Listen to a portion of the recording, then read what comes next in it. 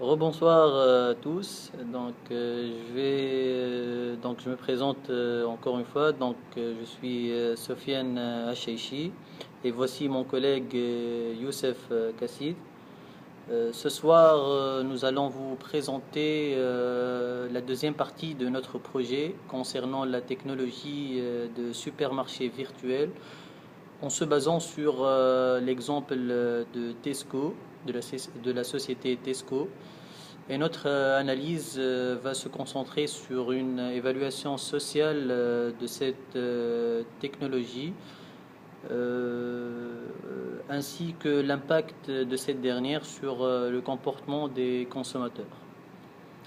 Nous savons tous que ces dernières années, la transformation digitale représente un défi majeur pour la plupart des entreprises. Rappelons tout d'abord que notre analyse se base sur la technologie de supermarché virtuel et de e-commerce et plus précisément sur l'exemple de supermarché Tesco. Tesco, c'est une chaîne de détaillants d'épicerie et de marchandises connue à l'échelle mondiale et basée au Royaume-Uni. Figure dans presque dans la plupart des pays au monde, tels que la Corée du Sud, la Thaïlande et l'Irlande. Elle bénéficie de plusieurs grands magasins et supermarchés, mais aussi, comme nous avons dit dans la précédente vidéo, que sa part de marché ne cesse pas à augmenter, soit dans le réseau des plus petits magasins, soit en ligne, soit dans plusieurs autres services. En effet, l'adoption des méthodes digitales et de rendre les processus d'achat numériques au cœur de toutes les opérations au sein de ce type d'entreprise peuvent aider les consommateurs à mieux comprendre les principes de fonctionnement de ces processus, permettant ainsi à l'entreprise de répondre aux exigences et aux besoins de ces derniers d'une manière plus efficace.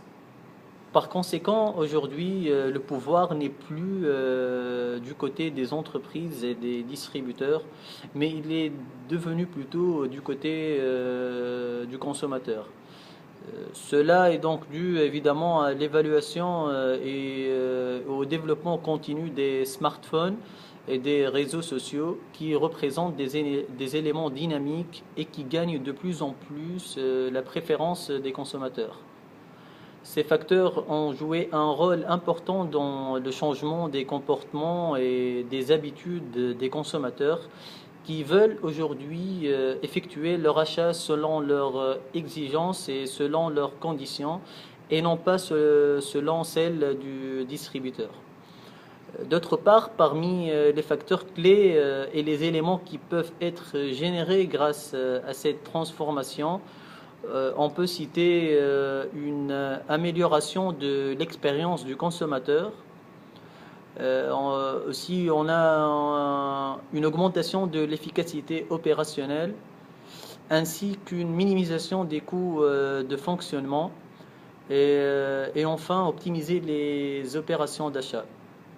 Cependant, ce concept de supermarché virtuel permet à l'entreprise Tesco et à d'autres organisations qui ont adopté cette technologie à donner plus de liberté et plus d'autonomie aux consommateurs qu'ils auront la possibilité d'éviter de faire la queue pour faire leurs courses et même d'éviter des problèmes qui peuvent être rencontrés en prenant la file d'attente. Par exemple, si quelqu'un vous dépasse ou si une dame vous dit qu'elle est pressée, comme si nous, comme si nous, comme si on n'était pas pressé. Donc, ces problèmes-là vont être éliminés et fini les files d'attente. Toutefois, dans le cas de supermarché Tesco, des analyses peuvent être effectuées via des vidéos enregistrées afin de permettre à ce dernier d'étudier le trafic de leur magasin est de bien connaître les comportements et les intentions d'achat des clients, mais aussi de connaître toutes les informations concernant les consommateurs et de les utiliser dans le but d'envoyer le bon message au bon moment. Euh, la deuxième partie de notre projet va être présentée par mon collègue Youssef. Voilà.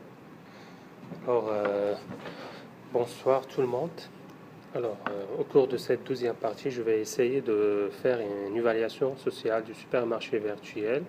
C'est-à-dire, je vais essayer de vous expliquer l'impact de cette technologie sur le comportement du consommateur ainsi que d'autres impacts liés au commerce de détail. Alors, je peux dire que durant plusieurs années, le comportement du consommateur a fait l'objet de nombreux développements en marketing. Traditionnellement, des variables qui influencent le comportement d'achat des consommateurs sont regroupées en deux familles principales. Les caractéristiques du consommateur et les facteurs liés à l'environnement. Alors, on peut dire que le supermarché virtuel a créé un nouveau mode d'achat qui a bouleversé les habitudes des consommateurs. Alors, notre habitude de rester assis devant un ordinateur pour naviguer sur le web est appelée à disparaître, puisque cette nouvelle technologie de supermarché virtuel a vu le jour dans ces dernières années. Alors, cette technologie de supermarché virtuel regroupe l'ensemble des transactions commerciales de biens ou de services réalisés via un réseau de télécommunications et concerne différents secteurs d'activité comme le high-tech, comme bien sûr d'autres secteurs.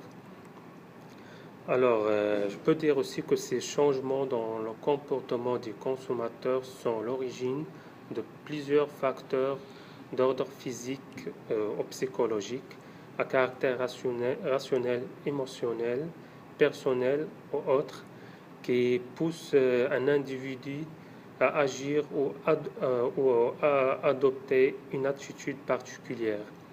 Elles peuvent être objectives ou subjectives, conscientes ou inconscientes, puisqu'on peut trouver un même consommateur prépare et achète indifféremment des produits sur tous les canaux à sa disposition.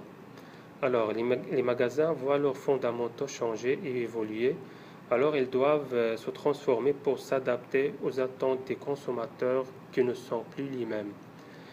Par conséquent, la création des supermarchés virtuels permet l'échange de biens et services sans contact direct entre acheteurs et vendeurs et offre plusieurs avantages qui ont poussé le consommateur à changer ses habitudes d'achat vers le supermarché virtuel. Et parmi ces avantages, on peut citer par exemple le prix.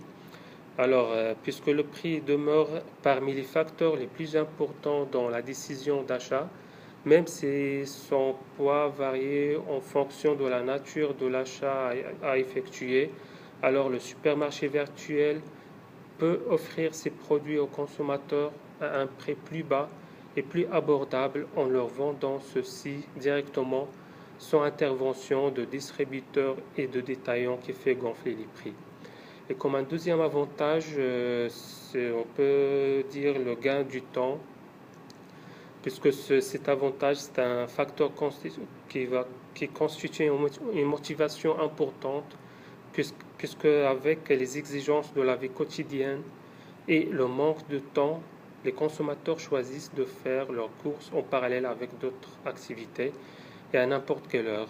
Comme ça, ils peuvent libérer le temps normalement dévolé aux achats pour d'autres activités prioritaires. Et puisque les achats des consommateurs vont être livrés à domicile, cela engendre un changement dans les comportements de déplacement par rapport au statu quo. Alors, les consommateurs n'ont plus l'obligation de se rendre en magasin pour collecter leurs achats à grande échelle. Ce phénomène pourrait réduire le nombre de déplacements d'automobiles liés à la consommation, tout en augmentant bien sûr le trafic causé par les livraisons à domicile. Et comme un troisième avantage, c'est l'absence d'affluence. C'est un facteur, on peut dire qu'il y a des consommateurs qui trouvent ça comme un argument euh, auquel ils choisissent d'effectuer ces achats au supermarché virtuel, puisqu'ils sont sensibles à la foule en magasin. Alors, et pour éviter la foule en magasin, alors ils ont préféré de faire leurs achats au supermarché virtuel. Et comme un quatrième avantage, je peux dire que l'absence du vendeur, c'est une part très importante. Il y a une part très importante des consommateurs qui ne valorisent plus la fonction de conseil. Ils trouvent beaucoup plus de plaisir en lisant et cherchant eux-mêmes leurs produits sans qu'un vendeur perturbe leur acte d'achat. Alors, je peux dire que cette évolution du comportement des consommateurs pourrait également avoir un impact sur sur les activités commerciales traditionnelles, dans la mesure où une part significative de leurs ventes se déroulerait par correspondance. Alors, les détaillants auraient un moindre besoin en superficie marchande. Par conséquent, ces commerçants pourraient réduire leur nombre de succursales et modifier la répartition de celles-ci sur leur territoire. Donc, les supermarchés virtuels ont le potentiel de réduire significativement l'espace physique. Et en contrepartie, le volume grandissant du supermarché virtuel augmenterait la demande pour des espaces dédiés aux services d'entreposage et d'expédition.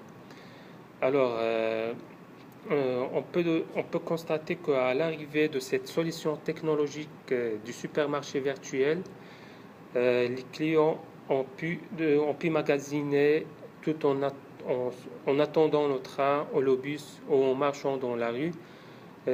Dans l'absolu, le point de vente n'est donc plus nécessaire au réapprovisionnement. Dans certains cas, l'acte d'achat à travers le supermarché virtuel est même plus rentable à celui en magasin. Alors, et pour conclure, je vais céder la parole à mon collègue Soufiane pour faire la conclusion. Enfin, donc, pour conclure, il est important de signaler qu'un consommateur satisfait par une expérience d'achat à travers le supermarché virtuel est un consommateur qu'il sera plus facile à fidéliser par la suite. Par conséquent, il sera plus enclin à renouveler cette expérience si elle s'est déroulée sans encombre. La satisfaction des clients présente ainsi un enjeu important pour ce type de supermarché et résulte à la fois de la qualité perçue des marchandises achetées, mais également de la qualité perçue de cette technologie. La clarté, sa simplicité d'utilisation et le bon déroulement de la transaction contribuent au sentiment global de cette satisfaction. Donc, merci de nous avoir écoutés et bonne soirée à tous.